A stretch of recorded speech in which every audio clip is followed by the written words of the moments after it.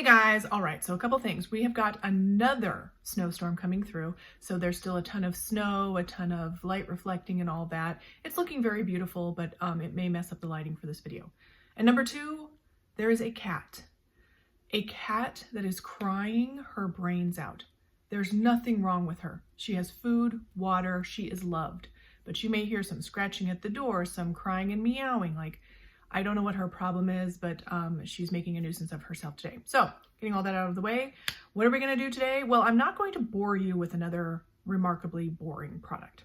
Now, we don't know, we don't know that it's gonna be a boring product, but I've already bored you twice, 2 tiers, with 2 other boring products, which are somewhere in this house. But they just, I don't know, I just have a sneaky suspicion that this one is also going to be boring because it is another skin tint. So what we're going to do today is we're going to talk about this one. This is the Phoera, however you pronounce it, Sensitive Skin Serum Hydrating Foundation. This one, okay? I thought they only had the one that was making the rounds of the Instagrams and such. I've not seen this one at all, which is why I didn't know anything about it. I have it in the shade number 1 Porcelain, and the reason why I got it in the lightest shade was because they are remarkably good at oxidizing. This foundation is.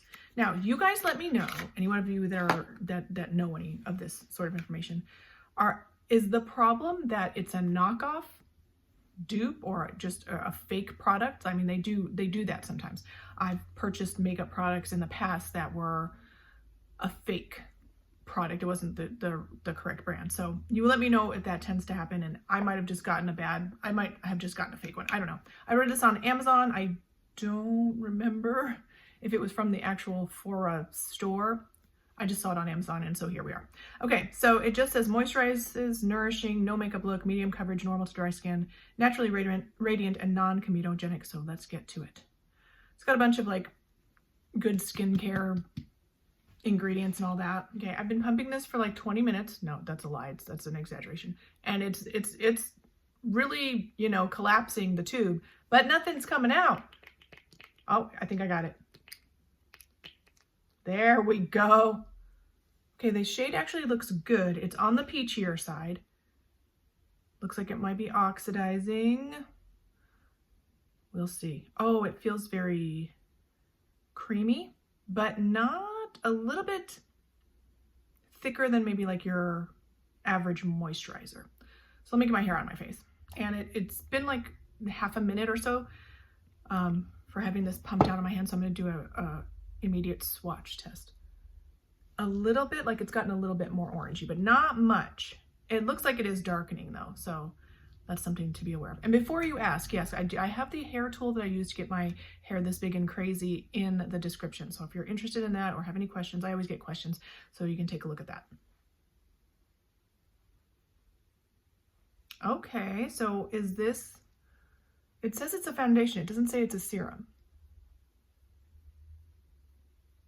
I'm just trying to gauge the consistency.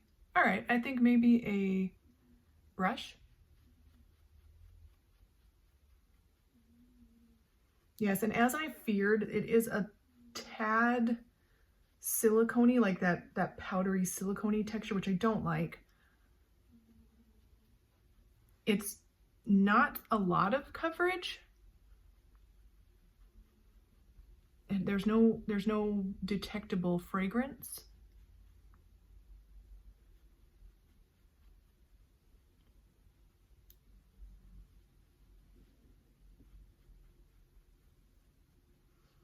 And I can already tell from my face to the mirror, just as I'm putting it on, that it's crusting up in my pore area. And that area is not always just because it's getting into my pores. That area of my nose, it always, regardless of how much moisturizer I put on, it always, not always, but often can look dry and crusty and just get caked up with makeup that looks dry and crusty, even if the makeup itself isn't dry and crusty.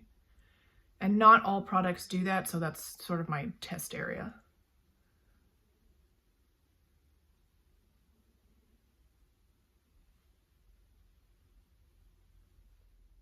Okay, as a first impression, this is really reminding me of the one we just tried, the NYX Buttermelt Glaze, but it's just got a bit more coverage. So it's more of a medium coverage foundation, just like they're saying. And I don't know, I'm gonna put a little bit more here because like, I feel like I need a little bit more coverage right here. Maybe need is a strong word, but I would like a little bit more coverage right there. Yeah, to me, this is what I would want a skin tint to be like. Something that's not thick, not too much coverage, but still like all my flaws. I don't know if you can see, but like this is showing through, that's showing through. I've got some broken capillaries, some spots. Let's check the pores and just see.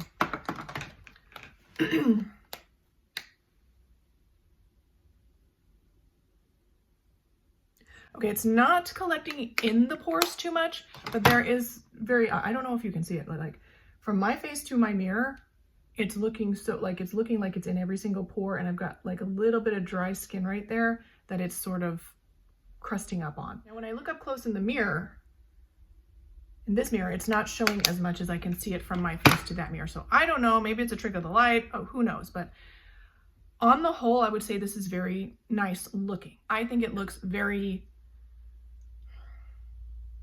natural and like a pretty nice, pretty foundation. It's not oxidizing as bad as the original Phoera one did on me. So this shade is a little bit better. I do kind of feel like some of it is like not blending as well. So I feel like there's more pigment or color right in this area and it's just not blending as well. This side looks fine.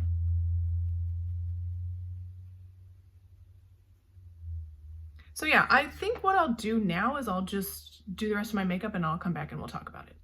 Okay, so we've got the full face on, and the one critique that I have from this foundation is that make sure you are well moisturized, but not immediately before you apply it, because it wants to smear around a little bit if you do that, but it can't be too long because then it'll just stick in weird patches. It is sticking in weird patches anyway to any dry patch that I might have. So I had a little bit of something here, somewhere, and like I kind of exfoliated it off, like just rubbed it off with my finger, and it was fine. But like if you've got a dry patch, a healing blemish, anything like that, it's gonna stick to it.